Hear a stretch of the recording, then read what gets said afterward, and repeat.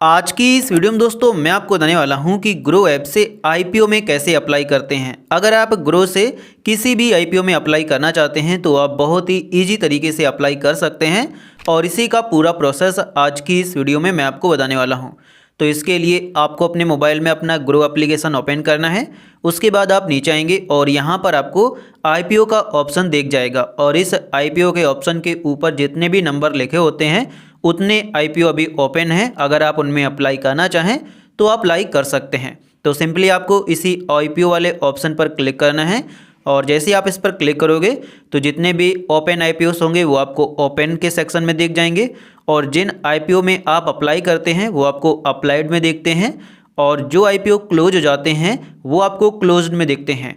यहाँ पर सभी क्लोज्ड आईपीओ हैं जो कि अभी रिसेंटली क्लोज हुए हैं। कुछ का यहाँ पर लिस्टिंग गेन भी दिख रहा है, जैसे ये यहाँ पर 13 तारीख को लिस्ट होगा, ये 14 तारीख को लिस्ट होगा। अभी जो डेट है वो 10 तारीख है, मतलब अभी ये क्लोज हो गए हैं और इस डेट को ये स्टॉक मार्केट में लिस्ट होंगे। और जब आप अपकमिंग पर क्लिक करेंगे तो जो आईपीओ अभी आने को हैं वो आपको यहाँ पर दिख जाते हैं। तो अब आप जिस आईपीओ में अप्लाई करना चाहते हैं सिंपली आप उस पर क्लिक करेंगे और जब आप उस पर क्लिक करोगे तो यहाँ पर आपको उसकी डिटेल्स देखने को मिल जाएगी। जैसे ये जो आईपीओ है ये कैनरा रेबेको एएमसी फंड का आईपीओ है और ये 13 तारीख को क्लोज होगा।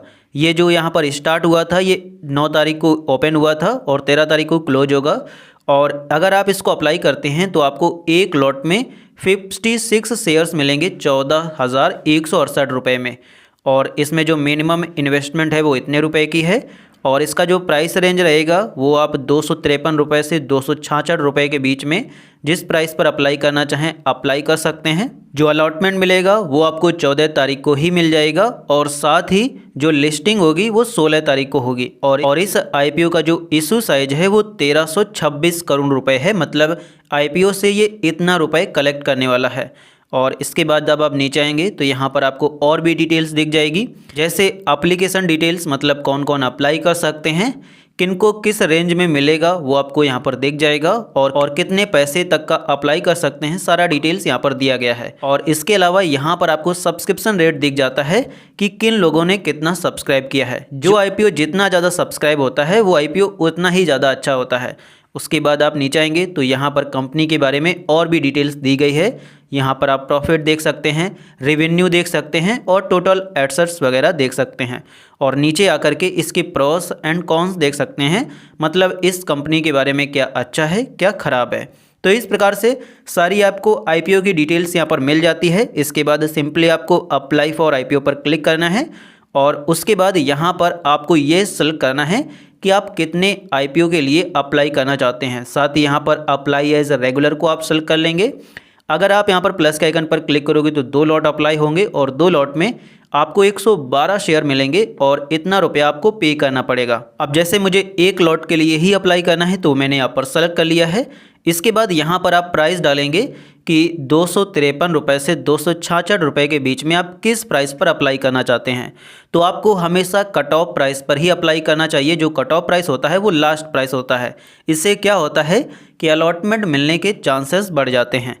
तो आप यहाँ पर ऐड कट ऑफ प्राइस को सेलेक्ट कर लेंगे और सेलेक्ट करने के बाद आपको यहाँ पर टर्म्स को एक्सेप्ट करना है, ये ऑलरेडी एक्सेप्ट हैं।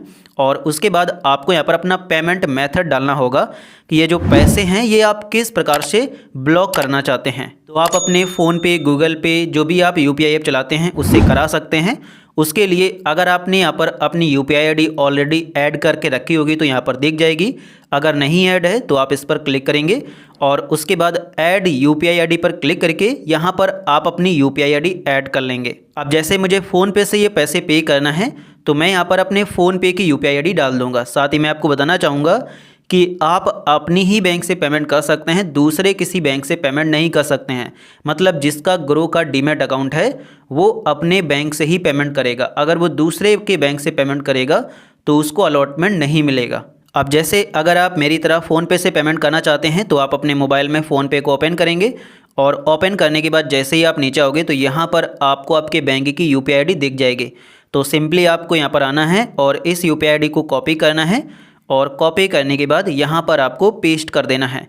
और पेस्ट करने के बाद आप डन पर क्लिक करेंगे, यहाँ पर वो यूपीआई आईडी सेलेक्ट हो जाएगी और सेलेक्ट होने के बाद आपको अप्लाई पर क्लिक कर देना है। जैसे ही आप अप्लाई पर क्लिक कर देंगे तो आपका जो एप्लीकेशन है वो सक्सेसफुली यहाँ पर प्लेस हो जाएगा। इसके बाद आपके फ़ोन पे में पेमेंट कंप्लीट करने की एक रिक्वेस्ट जाएगी, जिसमें जा करके ये जो अमाउंट है उसको आपको ब्लॉक कराना पड़ेगा और फिर आपका जो आईपीओ है वो सक्सेसफुली अप्लाई हो जाएगा।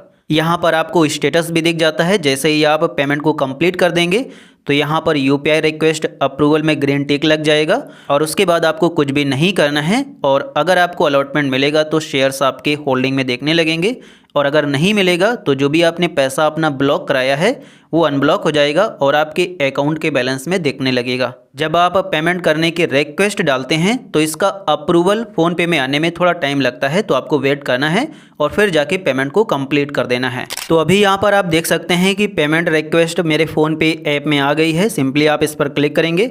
जैसे ही आप इस पर क्लिक करेंगे तो यहाँ पर आपको दिख जाएगा कि ऑटो पे का रिक्वेस्ट है।